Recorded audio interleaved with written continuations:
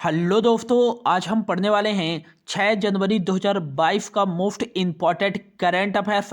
तो लास्ट तक बने रहिएगा। यदि अच्छा लगे तो प्लीज चैनल को सब्सक्राइब जरूर कर लीजिएगा। तो चलिए स्टार्ट करते हैं। आज का पहला क्वेश्चन है, हाल ही में किस राज्य ने गंजम जिले को बाल विवाह मुक्त जिला घोषित किया है? तो राइट आंसर हो जाएगा, हाल ही में उड़ीसा राज्य सरकार ने उड़ीसा के गंजम जिले को बाल विवाह मुक्त जिला घोषित कर दिया है। गंजम जिले में 3309 गांव जो हैं वो बाल विवाह मुक्त हो गए हैं और 507 जो ग्राम पंचायतें थी यहाँ की वो भी बाल विवाह मुक्त हो गए हैं। इसलिए उड़ीसा ने उड़ीसा के गंजम जिले को बाल विवाह मुक्त घोषित कर दिया है। 2019 में गंजम प्रशासन के द्वारा एक निर्भया कड़ी कार्यक्रम की शुरुआत की गई थी, जिसका मुख्य उद्देश्य था गंजम जिले में बाल विवाह को रोकने के लिए एवं बाल विवाह से होने वाली बुराइयों के बारे में लोगों के बीच जागरूकता फैलाने के लिए यह गंजम प्रशासन द्वारा निर्भया कड़ी कार्यक्रम की शुरुआत की गई थी। अब उड़ीसा राज्य सरकार ने गंजम जिले को बाल विवाह मुक्त जिला घोषित किया है। तो इंडिया के मैप पे यहाँ पास स्थित है उड़ीसा। उड़ीसा की जो उत्तरी सीमा लगती है वो लगती है वेस्ट बंगाल और झारखंड के साथ, और उड़ीसा की जो पश्चिमी सीमा लगती है वो लगती है छत्तीसगढ़ के साथ, और उड़ीसा की जो दक्षिणी सीमा लगती है वो लगती है तेलंगाना और आंध्र प्रदेश के साथ, और उड़ीसा की जो पूर्वी सीमा लगती है वो लगती है बंगाल की खाड़ी के साथ। उड़ीसा का जो DLR नंबर है वो है 302110। 30 यहाँ जो है डिस्ट्रिक्ट है, 21 लोकसभा की सीटें और 10 यहाँ राज्यसभा की सीटें हैं। यहाँ का जो विधान मंडल है वो है एक सदनी, केवल यहाँ विधानसभा की भी सीटें हैं, और विधानसभा की सीटें कितनी है तो 147 विधानसभा की सीटें हैं। यहाँ के जो मुख्यमंत्री हैं वो हैं नवीन पटनायक, और उड़ीसा के जो गवर्नर हैं वो हैं गणेशी लाल। उड़ीसा की जो राजधानी है वो है भुवनेश्वर। भुवनेश्वर उड़ीसा की राजधानी है, और भुवनेश्वर को मंदिरों के शहर के नाम से भी जाना जाता है। और नेक्स्ट याद रखिएगा कि कोविड-19 के दोनों डोजों का 100% टीकाकरण करने वाला पहला भारतीय शहर कौन सा बना है तो ये भुवनेश्वर ही बना है। नेक्स्ट याद रखिएगा कि जो विश्व का सबसे लंबा बांध है हीराकुंड बांध कहाँ स्थित है तो यह उड़ीसा राज्य में ही स्थित है, महानदी पर, और इसकी जो लंबाई है वो है 25.8 किलोमीटर। ये भी याद रखिएगा। भीतर कनिका नेशनल पार्क, भीतर कनिका नेशनल पार्क और शिमलीपाल नेशनल पार्क, ये सभी नेशनल पार्क कहाँ स्थित हैं तो उड़ीसा राज्य में ही स्थित हैं। और नुआखाई महोत्सव, नुआखाई महोत्सव और हाल ही में राजा पारबा महोत्सव और बाली यात्रा भी महोत्सव के रूप में बनाया जाता है। और नेक्स्ट याद रखिएगा कि धन्नो जात्रा महोत्सव, ये सभी जो फेस्टिवल हैं वो किस राज्य में बनाए जाते हैं तो उड़ीसा राज्य में बनाए जाते हैं। और जो भारत की सबसे बड़ी झील मानी जाती है चिल्का झील किस राज्य में स्थित है तो ये उड़ीसा राज्य में ही स्थित है, दया नदी के मुहाने पर। और नेक्स्ट याद रखिएगा कि रामसर साइड में शामिल होने वाला पहला भारतीय स्थल कौन सा था तो ये चिल्का झील ही था, जो कि 1981 में रामसर साइड में शामिल किया गया था। इंद्रावती बांध काफी बार एग्जाम में पूछा गया है कि इंद्रावती बांध जो है वो किस राज्य में स्थित है तो ये उड़ीसा राज्य में ही स्थित है। और सतकोफिया, सतकोफिया टाइगर रिजर्व ये भी उड़ीसा राज्य में स्थित है। कोणार्क सूर्य मंदिर, कोणार्क सूर्य मंदिर जिसे 1984 में यूनेस्को की साइट में शामिल किया गया था, ये भी उड़ीसा राज्य में स्थित है। और लिंगराज का मंदिर ये भी उड़ीसा राज्य में स्थित है। उड़ीसा की जो स्थापना की गई थी वो की गई थी 1 अप्रैल 1936 को, और 1 अप्रैल को ही उड़ीसा अपना जो है फाउंडेशन डे बनाता है उत्कल दिवस के रूप में। डॉक्टर APJ अब्दुल कलाम द्वीप जो है वो कहाँ स्थित है, तो उड़ीसा पर ही स्थित है। और यहीं से defence research and development organisation DRDO के द्वारा आकाश प्राइम मिसाइल और अग्नि प्राइम मिसाइल का भी परीक्षण किया गया है, और हाल ही में प्रलय मिसाइल का भी परीक्षण किया गया है। नेक्स्ट याद रखिएगा कि हाल में उड़ीसा राज्य सरकार के द्वारा सड़क सुरक्षा अभियान रक्षक पहल की शुरुआत की गई है। और ड्रिंक फ्रॉम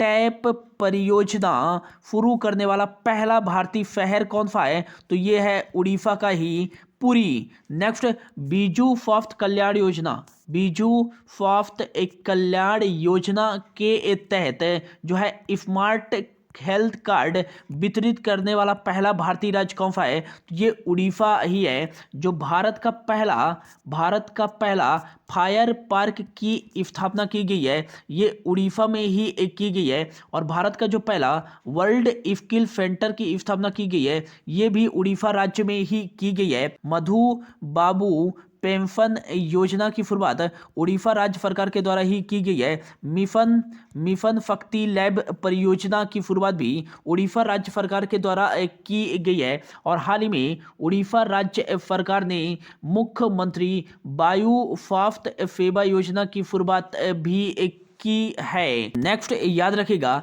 कि हाल ही में मुखौटा अभियान की शुरुआत किस राज्य ने शुरू की है, तो ये उड़ीसा राज्य सरकार ने ही शुरू की है।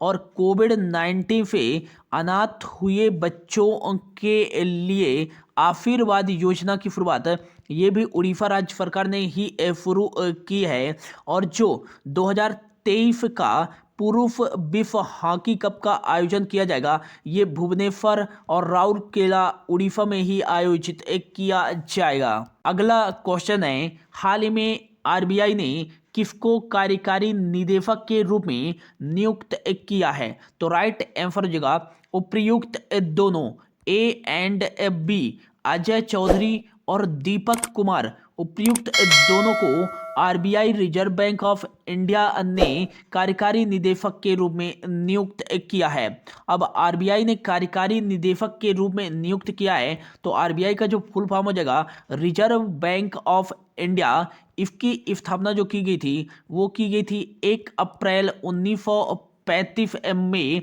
हिल्टन यंग कमीशन के तहत इसकी स्थापना की गई थी। और RBI का जो पहला हेडक्वार्टर था वो था कलकत्ता में, लेकिन 1937 में इसका हेडक्वार्टर चेंज करके मुंबई महाराष्ट्र में कर दिया गया था। और वर्तमान में RBI का जो हेडक्वार्टर है वो मुंबई महाराष्ट्र में स्थित है। इसका जो राष्ट्रीयकरण किया गया था वो किया गया था 1 जनवरी 1949 को। काफी बार एग्जाम में पूछा जाता है कि RBI reserve bank of India का राष्ट्रीयकरण कब किया गया था, तो 1 जनवरी 1949 को किया गया था। RBI के पहले गवर्नर कौन थे, तो सर ओसबॉर्न स्मिथ RBI के पहले गवर्नर थे। और यदि पूछा जाए कि रिजर्व बैंक ऑफ इंडिया के पहले भारतीय गवर्नर कौन थे, तो ये थे चिंतामणि द्वारकानाथ देशमुख, जिन्हें ब्रिटिश राज के द्वारा सर की भी उपाधि दी गई थी। नेक्स्ट,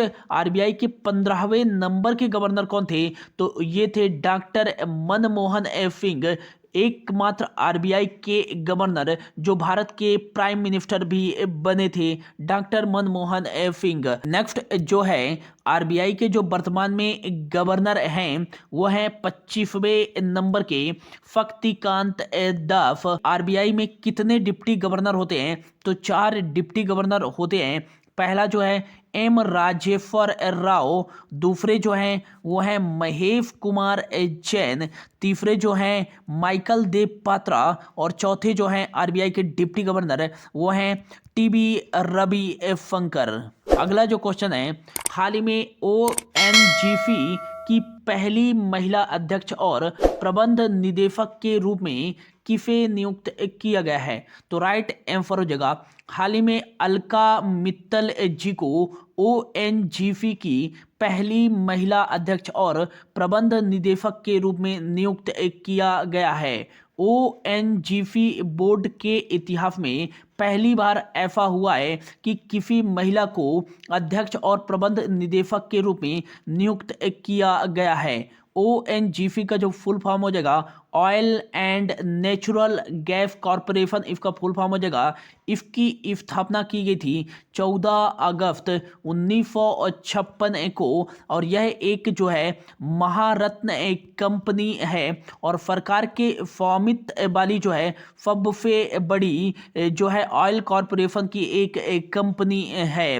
वर्तमान में इसके जो अध्यक्ष और एमडी के रूप में नियुक्त किए गए हैं वो अलका मित्तल को नियुक्त किया गया है और इसका जो हेडक्वार्टर स्थित है वो नई दिल्ली में स्थित है। यदि पूछा जाए कि जो ओएनजीसी है वो किस मंत्रालय के अंतर्गत कार्य करता है, तो ये कार्य करता है petroleum and natural gas ministry के अंतर्गत यह कार्य करता है और वर्तमान में जो है petroleum and natural gas minister जो है वो है हरदीप सिंह पुरी, ये भी याद रखिएगा। अगला जो क्वेश्चन है, हाल में सिंधु ताई सपकाल का निधन हो गया है, वह कौन थी? तो राइट आंसर हो जाएगा, जो सिंधु ताई हैं वो सामाजिक एक कार्यकर्ता थी। इन्हें 2021 में पद्म श्री पुरस्कार से भी सम्मानित किया जा चुका है और हाल ही में इनका जो है निधन हो गया है। इन्हें अनाथ बच्चों की मां के नाम से भी जाना जाता था और महाराष्ट्र का मदर टेरेसा भी कहा जाता था। सिंधु ताई सपकाल को महाराष्ट्र का मदर टेरेसा क्यों कहा जाता था? क्योंकि इन्होंने अपने 40 बरसों में लगभग 1000 अनाथ बच्चों को गोद लिया था। सिंधु ताई सपकाल जिनका हाल ही में निधन हो गया है, इनकी बहुत ही मोटिवेटिंग स्टोरी है दोस्तों, बीबीसी पे आर्टिकल आया हुआ था। आपको यदि टाइम लगे तो जरूर पढ़िएगा इनकी स्टोरी और लाइफ की स्ट्रगल सिंधु ताई सपकाल जी की, जिनका हाल ही में निधन हो गया है और वह कौन थी? सामाजिक एक कार्यकर्ता थी। अगला क्वेश्चन है, हाल ही में एमी बॉर्न फिमट किस देश की परमाणु वाहक पोत की कमान संभालने वाली पहली महिला बनी है? तो राइट आंसर जगह, हाल ही में एमी बॉर्न फिमट अमेरिका की जो है परमाणु वाहक पोत की कमान संभालने वाली पहली महिला बनी है। अमेरिका की जो राजधानी है वो है वाशिंगटन डीसी। डॉलर यहाँ करेंसी चलती है और यहाँ के जो 46वें नंबर के प्रेसिडेंट हैं वो हैं जो बाइडेन और यहाँ के जो 49वें नंबर की वाइस प्रेसिडेंट हैं वो हैं कमला हैरिस। नेक्स्ट याद रखिएगा कि जो भारत का उच्च सदन होता है वो राज्यसभा होता है और निचला सदन जो होता है वो होता है लोकसभा। ठीक उसी प्रकार जो अमेरिका का जो होता है अपर हाउस होता है उसे हम सीनेट बोलते हैं और अमेरिका के लोअर हाउस को हम बोलते हैं हाउस ऑफ रिप्रेजेंटेटिव। भारत और अमेरिका के बीच में कौन कौन सी एक्सरसाइज आयोजित की जाती है? तो पहला तो हो जाएगा वज्र प्रहार एक्सरसाइज, जिसका आयोजन किया गया था हिमाचल प्रदेश में हाल ही में। और अगला जो है युद्ध अभ्यास एक्सरसाइज टाइगर ट्रंप नामक एक्सरसाइज जो है और मालाबार एक्सरसाइज जो है 3 देशों के बीच आयोजित किया जाता है, इंडिया, जापान और अमेरिका के बीच में। तो ये सभी जो एक्सरसाइज हैं वो अमेरिका और भारत के बीच में आयोजित की जाती है और मालाबार एक्सरसाइज में हाल में एक और देश शामिल हो गया है, ऑस्ट्रेलिया, ये भी याद रखिएगा। अगला क्वेश्चन है, हाल ही में जनवरी 2022 में संयुक्त राष्ट्र आतंकवाद विरोधी समिति के नए अध्यक्ष के रूप में किसे नामित किया गया है? तो राइट आंसर जगह TF त्रिमूर्ति को संयुक्त राष्ट्र आतंकवादी विरोधी समिति के लिए नए अध्यक्ष के रूप में नामित किया गया है। 2022 जनवरी में जो है संयुक्त राष्ट्र के जो काउंटर टेररिज्म कमेटी संयुक्त राष्ट्र आतंकवाद विरोधी समिति है, इसकी अध्यक्षता भारत करेगा। और भारत की तरफ से कौन प्रतिनिधित्व करेंगे इसका, तो करेंगे TF त्रिमूर्ति, जिनको अध्यक्ष के रूप में नामित किया गया है आतंकवाद विरोधी समिति का। यूनाइटेड नेशन ने आतंकवाद विरोधी समिति का गठन किया था 2001 में, और पहली बार भारत ने 2012 में इसकी अध्यक्षता की थी, और अब 10 साल के बाद पुनः 2022 में इसकी अध्यक्षता कर रहा है। जो है आतंकवाद विरोधी समिति जो है यूनाइटेड नेशन का एक अंग है। यूनाइटेड नेशन सिक्योरिटी काउंसिल का एक जो है भाग है आतंकवाद विरोधी समिति। यूनाइटेड नेशन सिक्योरिटी काउंसिल को दुनिया का पुलिस मैन भी कहा जाता है, क्योंकि यह अंतर्राष्ट्रीय स्तर पर शांति को बनाए रखने के लिए एक अंतर्राष्ट्रीय निकाय है। यूनाइटेड नेशन सिक्योरिटी काउंसिल में 5 स्थायी सदस्य देश और 10 जो होते हैं अस्थायी सदस्य देश होते हैं। क्या Bharat United nation security council का स्थायी सदस्य देश है? तो नहीं, बिल्कुल भी नहीं है। लेकिन हाँ, भारत जो है यूनाइटेड नेशन सिक्योरिटी काउंसिल का अस्थायी सदस्य देश है, जिनको 2 सालों के लिए चुना जाता है। 5 स्थायी सदस्य देश कौन कौन से हैं? तो पहला जो हो जाएगा वो हो जाएगा अमेरिका, दूसरा हो जाएगा चीन, तीसरा हो जाएगा रशिया, और चौथा हो जाएगा फ्रांस, और पांचवा जो हो जाएगा यूनाइटेड नेशन सिक्योरिटी काउंसिल का स्थायी सदस्य देश यूनाइटेड किंगडम। ये भी याद रखिएगा। यूनाइटेड नेशन की स्थापना 24 अक्टूबर 1945 को की गई थी। न्यूयॉर्क में इसका हेडक्वार्टर है। 193 इसके मेंबर कंट्री हैं। एंटोनियो गुटेरस जो हैं इसके महानिदेशक हैं। अगला क्वेश्चन है, हाल ही में दक्षिणी ध्रुव पर अकेले पहुंचने वाली पहली अश्वेत महिला कौन बन गई हैं? तो राइट आंसर जगह हरप्रीत चांडी हाल ही में दक्षिणी ध्रुव पर अकेले पहुंचने वाली पहली अश्वेत महिला बन गई हैं। हरप्रीत चांडी भारतीय मूल की ब्रिटिश सिख सेना की एक अधिकारी हैं। इन्हें पोलर प्रीत के नाम से भी जाना जाता है। अब इन्होंने इतिहास रच दिया है दक्षिणी ध्रुव पर अकेले पहुंचने के बाद। दक्षिणी ध्रुव जो है वो पृथ्वी का एकदम दक्षिणतम पॉइंट है, जो कि कहाँ स्थित है? अंटार्कटिका में स्थित है। यह एक बर्फ से ढका हुआ ध्रुव होता है। यहाँ तक पहुँचना आसान नहीं होता है, लेकिन हरप्रीत चांडी ने यहाँ तक पहुँच करके इतिहास रच दिया है। नेक्स्ट याद रखिएगा, एक नाम माउंट एरेबस। माउंट एरेबस जो है पृथ्वी के सबसे दक्षिणतम स्थित एक संक्रीय ज्वालामुखी है। काफी बार एग्जाम में पूछा जाता है। और यह जो है दक्षिणी ध्रुव साउथ पोल अंटार्कटिका में स्थित है। तो अंटार्कटिका में जो है भारत के 3 जो हैं स्टेशन हैं रिसर्च करने के लिए। पहला जो है वो है दक्षिण गंगोत्री, जिसे 1983 में बनाया गया था। दूसरा जो है मैत्री, जिसे 1988 में बनाया गया था। और तीसरा जो है भारती, जिसे 2021 में इस्टेब्लिश किया गया था। अगला क्वेश्चन है, हाल ही में ओमिक्रॉन वेरिएंट का पता लगाने के लिए किसके द्वारा ओमीफ्योर RT-PCR किट को मंजूरी दी गई है? तो राइट आंसर जगह हाल ही में ICMR Indian council of medical research ने कोविड-19 के ओमिक्रॉन वेरिएंट का पता लगाने के लिए ओमीफ्योर RT-PCR किट को मंजूरी दी है। इससे पहले भारत में अमेरिकी आधारित वैज्ञानिक उपकरण थर्मोफिफर के द्वारा ओमिक्रॉन वेरिएंट का पता लगाया जाता था कोविड-19 के। लेकिन अब Indian council of medical research ने खुद का किट विकसित कर दिया है ओमिक्रॉन वेरिएंट का पता लगाने के लिए, जिसका नाम है ओमीफ्योर। नेक्स्ट याद रखिएगा, ICMR की स्थापना 1949 में की गई थी। गोपाल जो बलराम भार्गव जो हैं इसके अध्यक्ष हैं, और इसका जो हेडक्वार्टर है वो नई दिल्ली में स्थित है। और आज का जो हमारा लास्ट क्वेश्चन है, हाल ही में बहुराष्ट्रीय नौसैनिक अभ्यास मिलान के लिए भारत ने कितने देशों को आमंत्रित किया है? तो राइट आंसर जगह भारत ने 46 देशों को आमंत्रित किया है बहुराष्ट्रीय नौसैनिक अभ्यास मिलान के लिए। यह आयोजित किया जाएगा विशाखापत्तनम में। और नेक्स्ट याद रखिएगा कि जो है अमेरिका पहली बार इस एक्सरसाइज में भाग लेने जा रहा है। तो ये था दोस्तों आज का करंट अफेयर्स।